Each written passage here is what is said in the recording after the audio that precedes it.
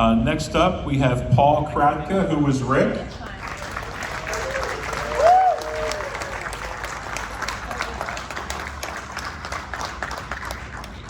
Please welcome Kevin O'Brien, LOCO.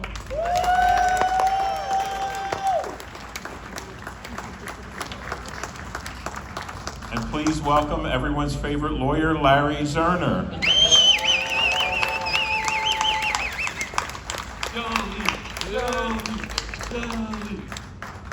So if what I've been told is true, one of the people on stage today is celebrating a birthday today. That's what I've heard. Really? Happy birthday. All right, so whoever has a question, what we'll do, we'll have you raise your hand.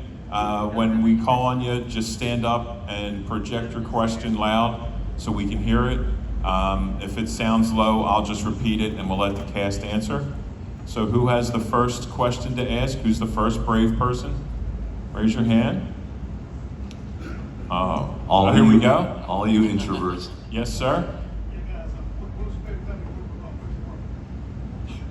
Favorite memory of... I have one. Richard was larger. Is this on? Scott, the mic's not on. I can project. I'm really a loud actor, so there we go.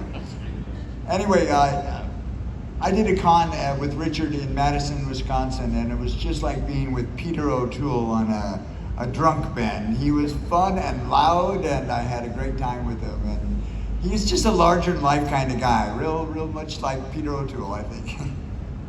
Remember the stark difference between Jason, which this is the first time we see Jason, right?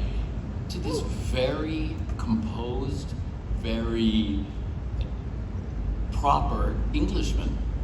You know, while we were all like having our coffee and this, that, he would have his tea in a proper cup and he would just sit and relax. He was great. He was a really interesting fellow.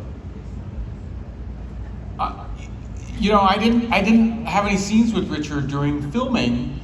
I'd see him on set, so I didn't get to know him till later. But so I remember, and he was very accomplished. Most people don't know he won an Emmy for a technical achievement an invention he made. He was very into. He had a whole thing where he filmed polo games, polo ponies, and he was very the thing. But there was a screening of Friday the 13th in L.A. in 2002, and it was the first screening in L.A. in 20 years, and it was at the Revival House, and I went and I called Paul and I said, Paul, will you come? And we hadn't seen each other in 20 years, and this is pre-Facebook, so no one had, you know, you just didn't contact anybody. And then Richard's girlfriend brought him, and he didn't know that he was going to see the movie that night, and he hadn't seen the movie either in 20 years. And that's my favorite memory, because he was so happy. It was great to see the movie in a theater again after 20 years. That was really special. I have one more memory, and that's Richard was British, and the first time I saw him, he had the hockey mask on the set, walking around smoking a pipe, and he goes, "All right, who am I going to kill now?" Me, Richard. You're going to kill me. Okay, who has the second question? Right here.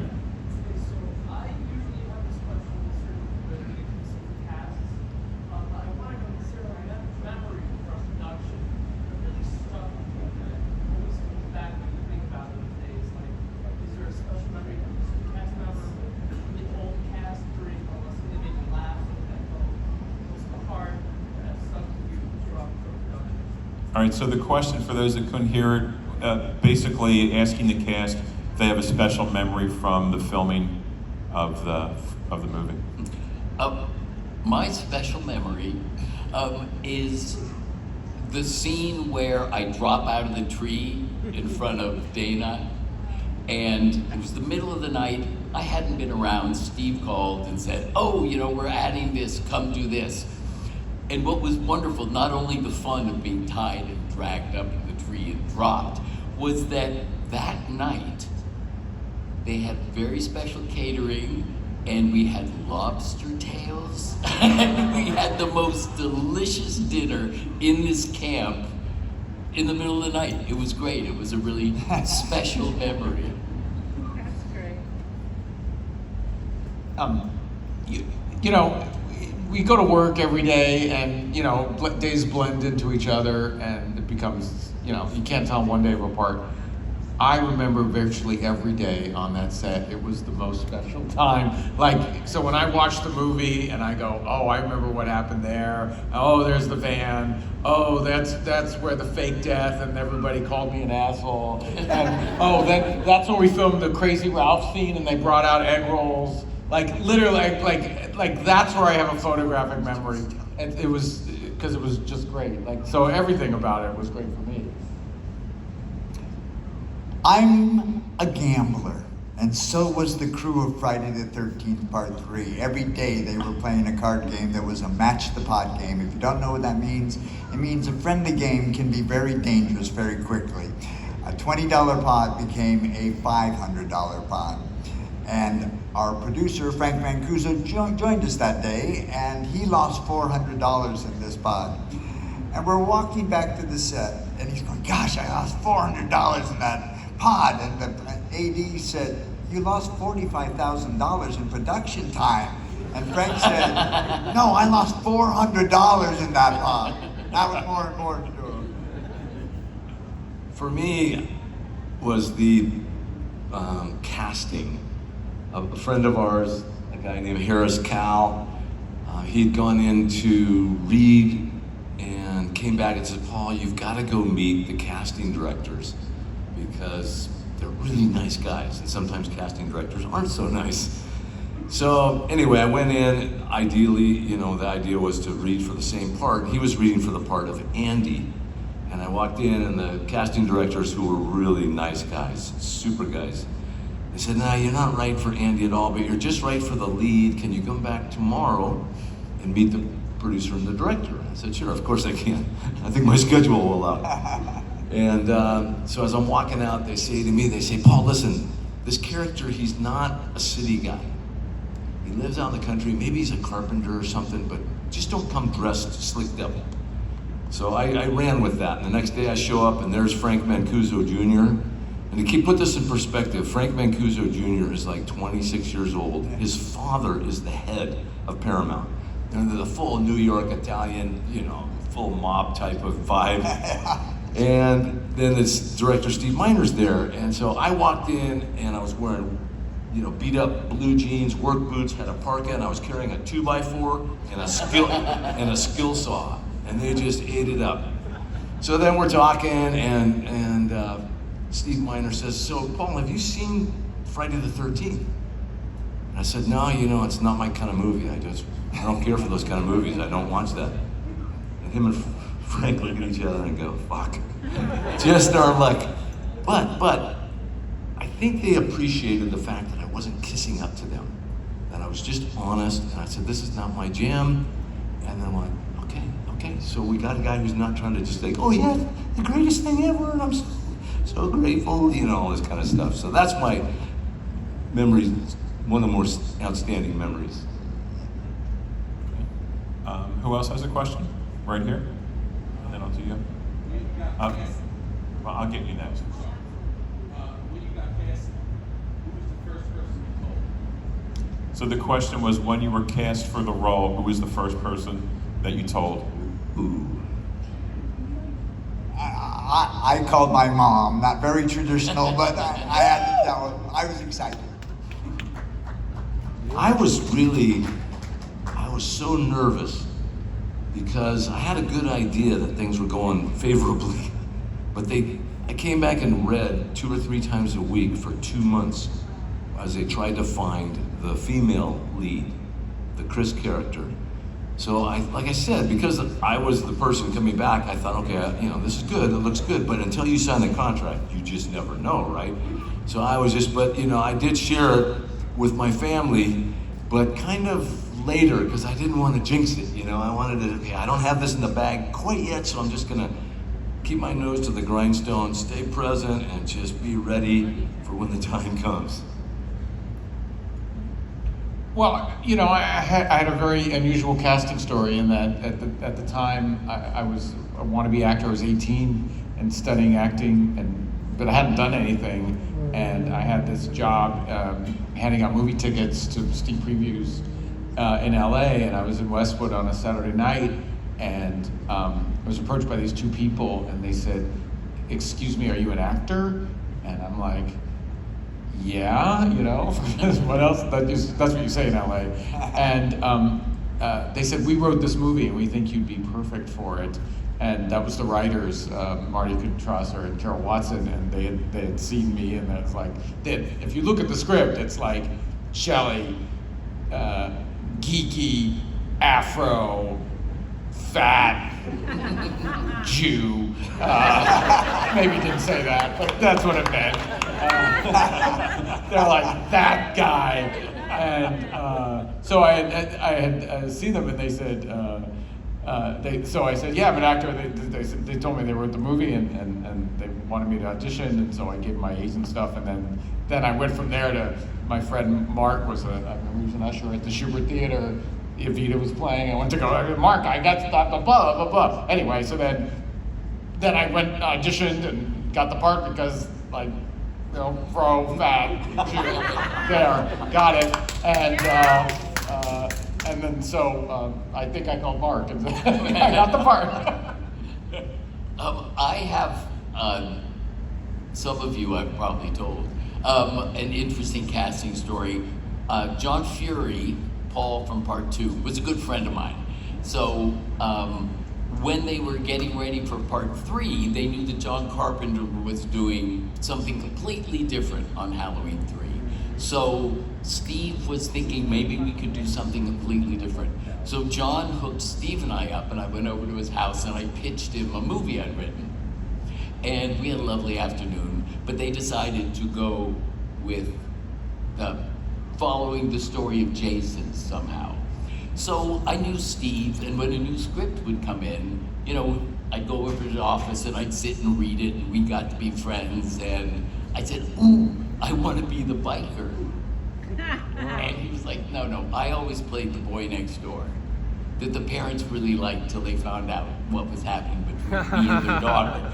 So I said, come on, I can be the biker. And he goes, no. So I lived in Venice Beach, and I got all these clothes, and I walked from Venice Beach to his office on Wilshire, and by that time I looked out laughing, and then I closed the door and drove home.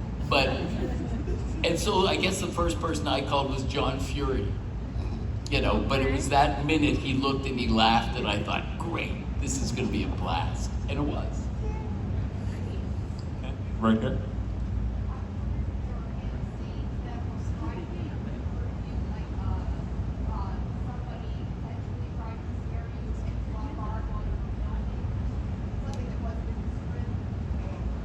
So the question is to the cast, was there any things that happened during filming, like where someone tried to scare another person or do something that wasn't scripted? Right? Well, I have a famous scene where I'm smoking a joint in the outhouse, and it was really cold outside, and yet during the shooting, my ass got really hot. And I go, what's going on? And the crew did play a practical joke. They had a blowtorch under the outhouse, aimed at my ass, just to keep me alert, which worked. Right, that scene dropping out of the tree, because they trussed my ankles, and then they had a long rope that went up through a pulley, and then went to the back of a Jeep. And they'd taken just a loop of the rope, and then tied twine around it. And then they would drive away, and I would be pulled up into the tree, and then they would just cut that twine, and so I trusted them. But yes, it was very frightening on some level. But For me, the night we shot the eye popping out scene, so we're working nights, so it was 3 in the morning, and they wheel out I won't bore you with the details of how they made this thing, but they wheel out this model, this doll, whatever, life size of me. And so it was like, you know, you see pictures of yourself and you're like, yeah. But to see a model that is you, it was very creepy, and it's like cold, dark, and we're out there and this thing comes out and I'm like, whoa, it's just not cool. So that was my creepy moment on the creepy film. I don't have one. I really don't. I don't have one. I had one question. Was, because it was filmed in 3D, was the filming more difficult than a regular flat film would be? Absolutely. You know, any filming is always a very kind of timely thing with the setup for lighting and camera angles. And the camera angles here, because of the 3D technology that was being used, everything just took longer and longer and longer. So yes, everything was very, you know, you'd set up for 2 or 3 hours and do 5 seconds of filming, and then boom, go back and set up for 2 hours and do 15 seconds of filming. So yeah, it was a challenge. I think every one of us felt at some point that we kind of wanted to sink our teeth into something. I mean, actors do, and you just always kind of were, oh, let's move on, let's get set up. So. Pages in a day. I don't think on any day. It was just, you know. Well, like, what's typical for for a film that's not 3D? How many pages would you do in a day? I don't think he knows. Yeah. But it's a lot more than 2, let me tell you. Not much though, Yeah. but still, Well, maybe 2.5 or 3. Well, So no, we're but- talking a 60-80% reduction in time. So that's huge. The first Friday the 13th was filmed in 28 days, and this one took 3 months. So, that, I mean, it was. Yeah, tripled that's time. Yeah, it's taken 2 or 3 times everything. But we did have a couple interesting, like one weekend, bees roosted. Roosted, is that the right word for bees? Nested? Bees set up, yeah, nested. Bees Nested. set up camp in the cabin. And so I was like, okay, we're not working for the next day or 2 while they figure out how to smoke them out and do all their thing. And then we had some extreme weather, right? It got really cold or something like that, and we just couldn't work. And so there was things that kind of prolonged it as well. And then, you know, we had the crisis where the Luma crane fell. Yeah. And so that was very scary. No one got hurt, but someone could have easily died in this accident when this whole crane structure collapsed. So that took a day or 2 to just kind of, okay, what happened? How can we avoid this? Let's get our shit together so we don't hurt somebody. So there was a couple, you know, some people were kind of joking that the filming was cursed. Well, Larry kept blowing his lines. But it was great because we were paid by the week, and they'd just be like, okay, come back next week, and we because I remember the girls were kind of complaining that the shoot was going on so long, and I was like, are you crazy? Like, they pay us every week. Like, this is, I mean, I was 18. Like it was crazy money for an 18-year-old. It was great. Who else has a question? Hey. Oh, okay, over here. So I want you to think of your characters and everyone else's characters. Who had the best survival instincts in the movie? Clearly none of us. The pot smoker. Maybe, yeah. We all died, so I don't know if that's survival. What you guys doing in there? Shelly's just, I'll just walk into this. Oh, there's a killer in there. I'll just walk in there. But you know, the thing about the movie is that none of us really do anything stupid because none of us know Jason is there until he kills us. Like, it's not like one of those like, don't go into that barn. Why would I think there's a killer in the barn? I just think it's Chuck and Chilsea. Why would I? You know, there's no reason to suspect. Rampy walks outside. Well, he knows something. No, everyone's just gone. He's like, what's going on? I walk outside. Jason grabs him. There's nothing there. But Shelly would definitely have died first if you're asking. If that's the question. Who else had a question over here? Over there. So when you were filming, obviously you're filming part 3, so you know that Jason didn't get his mask until 3. Did you know that Jason was getting his mask in that moment, or did you just see him then in his mask? So the question was, did you know Jason was going to get the mask in the movie? Yes, because it's in the script. Yeah. It's in the script that he comes out, you know, when he's wearing the mask when he comes out to kill Vera. So that's in the script. But we didn't know, nor did any of you, who Jason was yet. You know? Okay. And so whether it happened to be genius or pure luck, that hockey mask became iconic. Yeah. But at the time, no one, I think, was aware of it. But I think what's interesting is the first time we see the mask, if we look at the whole movie, to me the scariest moment in the movie is Vera and the harpoon. Because Yeah. that's, first of all, it's a great shot, Yeah. right? Very much so. It's her eye. And it's the first time we ever see Jason in the mask, Richard Brooker, that silhouette. So I think it's really interesting that that's the moment that the mask, the character is really introduced, and it's the scariest moment in the movie, I think. Yeah, I want to go back to that question that we had at the very beginning about Richard Brooker, because I feel that of all the people that have portrayed Jason, and there's been some really awesome, that Richard Brooker's presence, you talk to him about how he was personally, but when he was in character, he never tried to overemphasize that he was a psycho monster.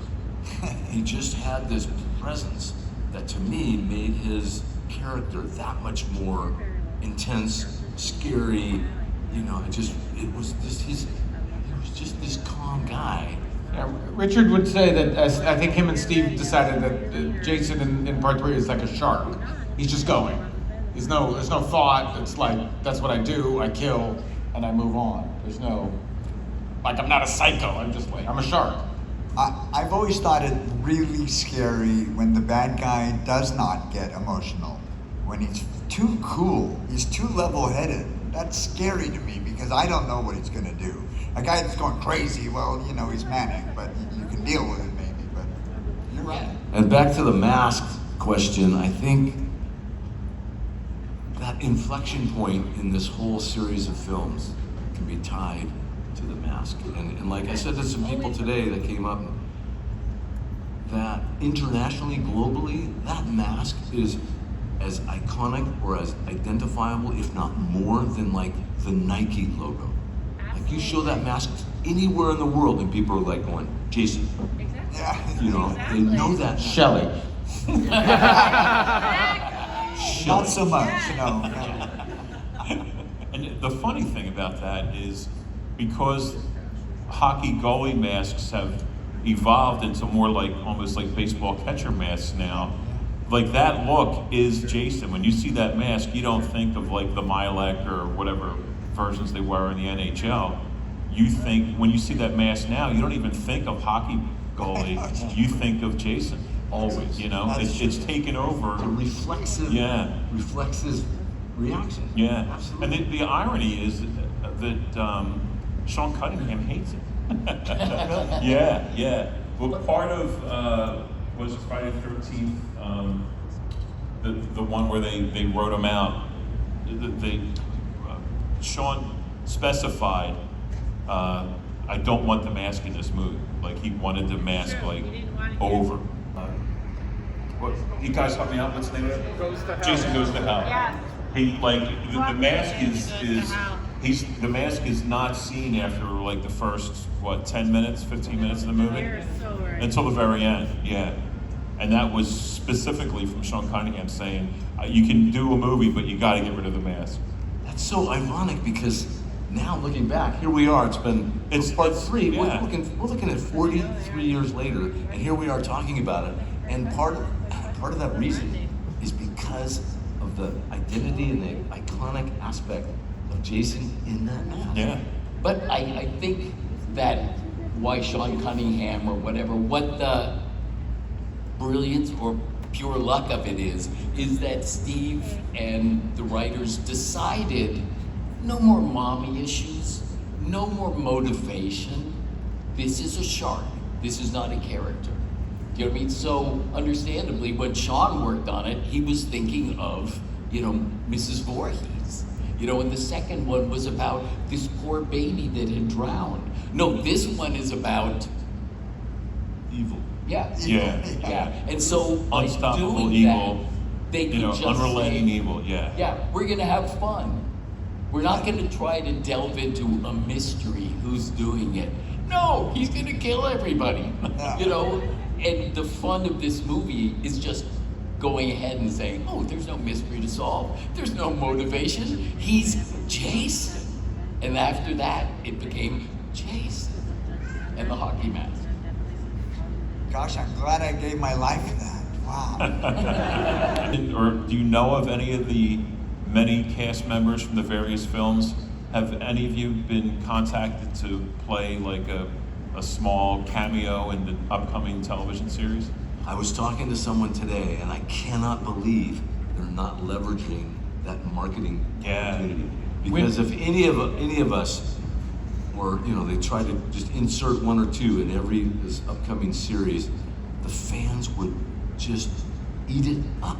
When Just Brian missing- Fuller was show running the show originally, Adrian King was going to have a recurring role as the town operator, and then Amy was going to be in season 2.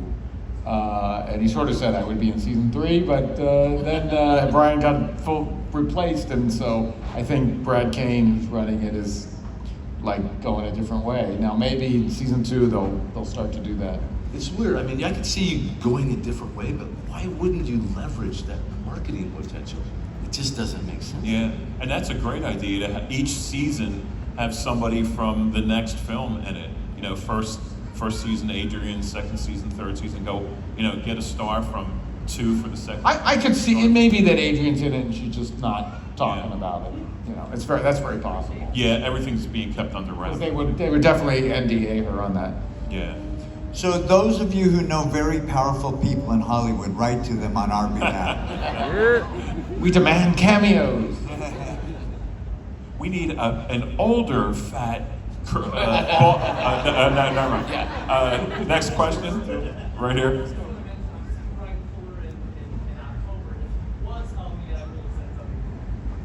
No, I've talked to Brian. No. Brian definitely would have had me in.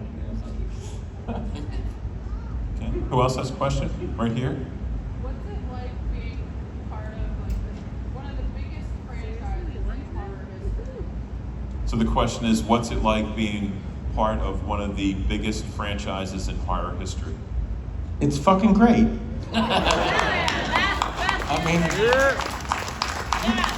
we get to come here and meet. You guys are so great, and we get to be part of this family, the horror family, and like in our lives. I mean, we're nobodies, you know, like literally like nobodies, like you know. And then we come here, and you treat us like we're rock stars, and it's amazing. Plus, these events are extraordinary, right? These events, what you put together here, and because of you guys, the energy that comes into these events with this radically diverse group of people where everybody comes and there's no judgment and everybody's on the same page and there's this big family that's just pouring out love and we're at the receiving end of that and it's just incredible. But the thing is that, you know, we had no idea. We're just so excited as young actors to get a job that, you know, and a film that, you know, had some legs to it, that was third in a series. But then year after year, it's like building momentum. That's really special. That is something no one expected, and to this day, I mean, here I am sitting here, I'm like 93, and I'm just loving the fact that we're having such a good time, so thank you. I too want to say that it's like hitting the jackpot when I got the role. And then the big bonus is so many years later, we never thought we'd be talking about this film, and we are so grateful for your support and for all the enjoyment that surrounds this film and these events. So, Yes, jackpot. David. Thank you. Thank you. David is just so happy to be let out of the home Yeah. when he's invited. Well, the thing is, too, since the film came out, you know, times have changed so much. Like back in the day, when Friday the 13th Part 3 came out, it had a theatrical run for X amount of days, months, whatever, and then the only time you might see it again is if it would be on TV. Now, first VHS and then, DVD and Blu-ray and now 4K. But I mean, back when it was released, VHS wasn't out yet. No, it was. Right? Oh, it was? No, it was. We were in okay. We were in the first wave of VHS. Oh, okay. So it had just started because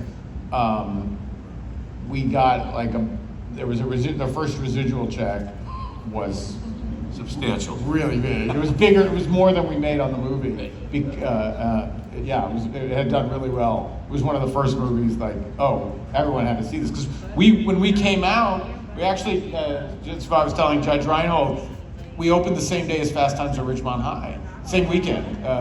So at the end of the weekend, Friday 13th, #1. Fast Times #7. That's not no slight on Judge. That movie is stone cold classic, but they didn't market it well. It was really a more marketing thing. But we were #1 for the first 2 weeks. People were it was when Weapons is doing now. I mean, same weekend. Just building up and in terms of dollars, we ended up doing 36 million, which was like 100 million in current dollars, which for a Friday the 13th movie is amazing. In case you haven't figured out, Larry is the trove, the wealth of information and trivia, and he remembers everything. So we're so grateful to have him on board with us. Yes, and don't tell him any secrets.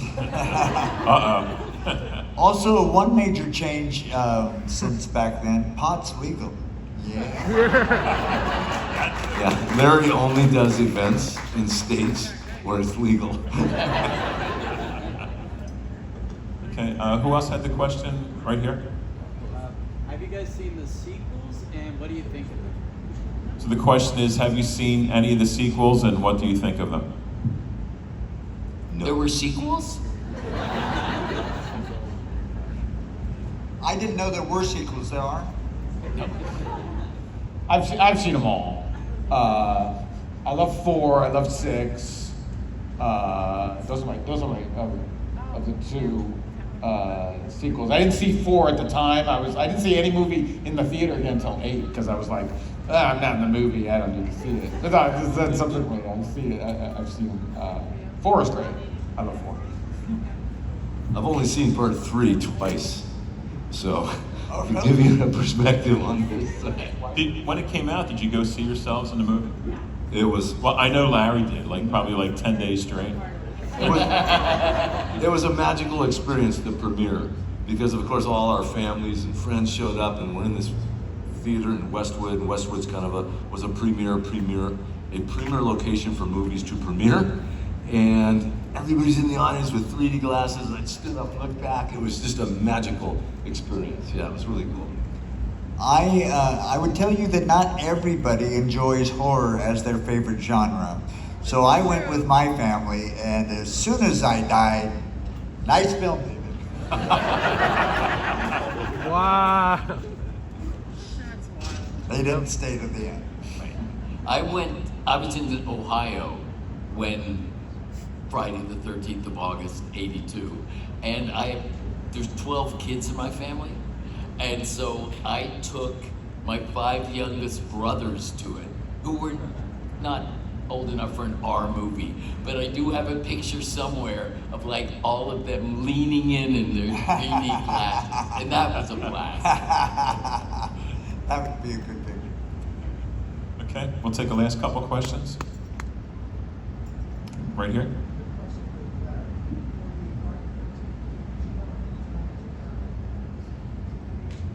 For the game, he's asking that I know I was going to be in the game. So what happened was I had met the guys from Gunn who made the game very early on when they were at the E3 Expo, which is the Game Expo, when they didn't have they had a early, not even a beta, it was an alpha. And I went with a friend who knew them, and we got introduced, and I'm like, hey, and then I left. I was like, damn, this ain't going anywhere.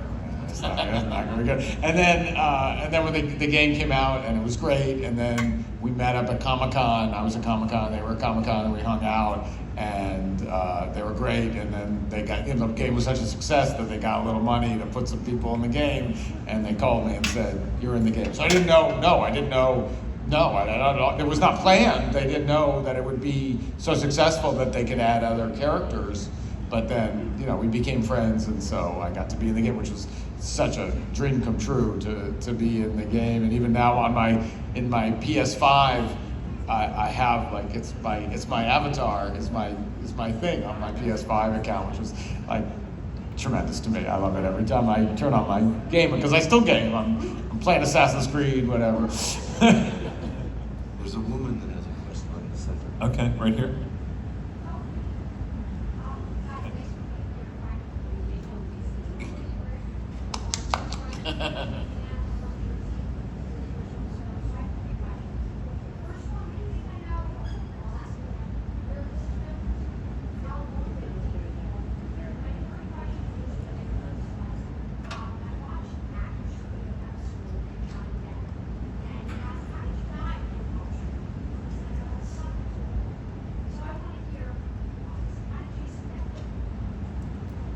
How did we what?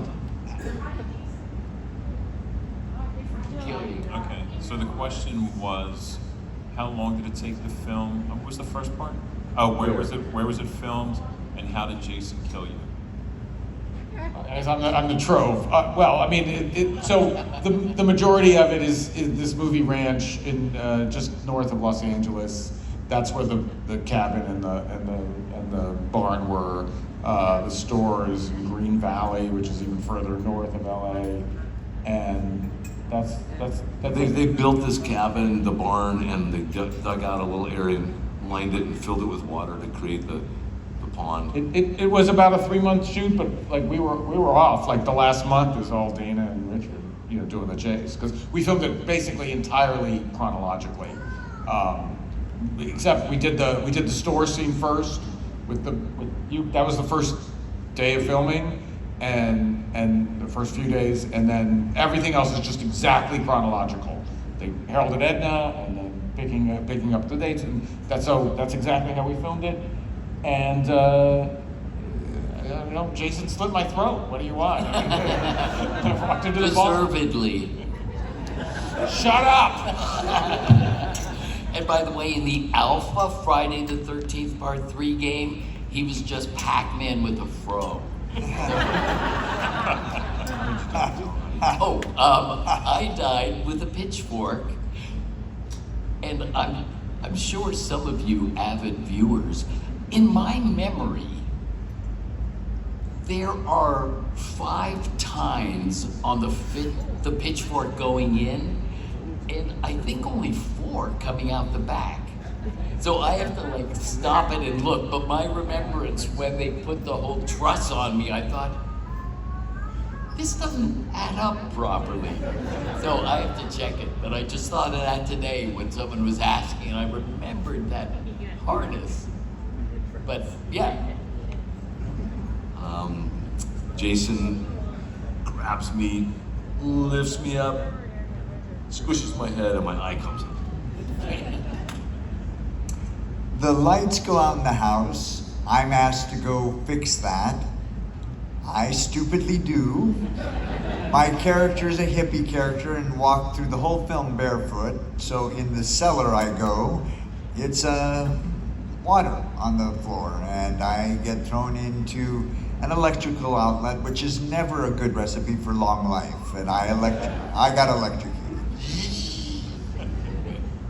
And what I remember about the location, and you may know, the union contract says that you provide your own transportation up to a certain point, and at that point you have to have a driver or be provided transportation.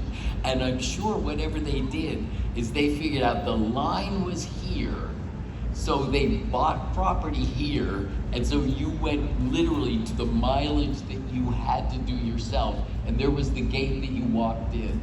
But it was right on the, I like to have a driver, sorry. Okay, we'll take 2 last questions. Who's got the first one? Anybody with your hand up? Okay, over here.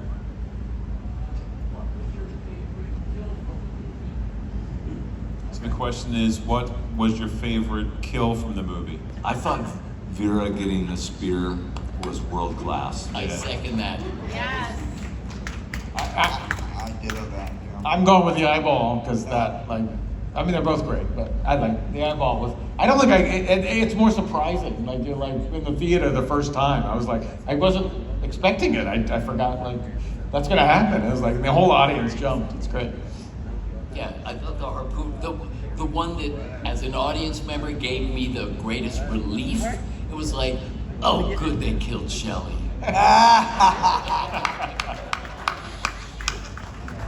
Wow, good mind.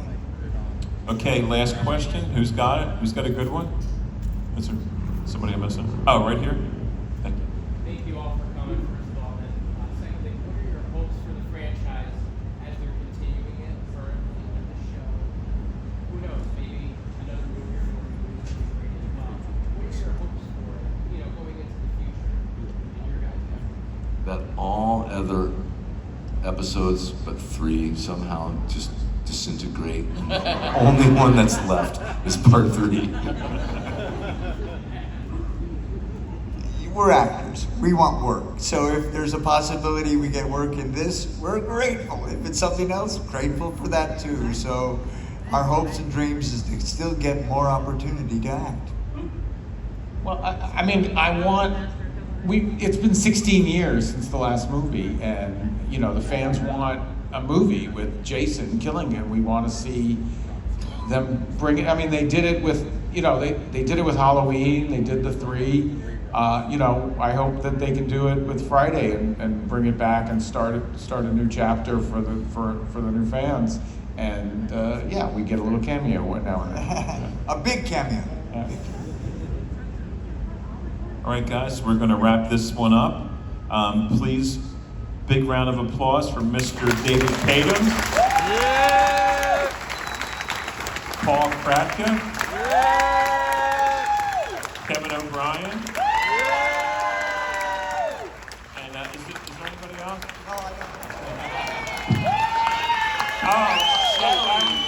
Larry Zerner. The quiet guy down at the end.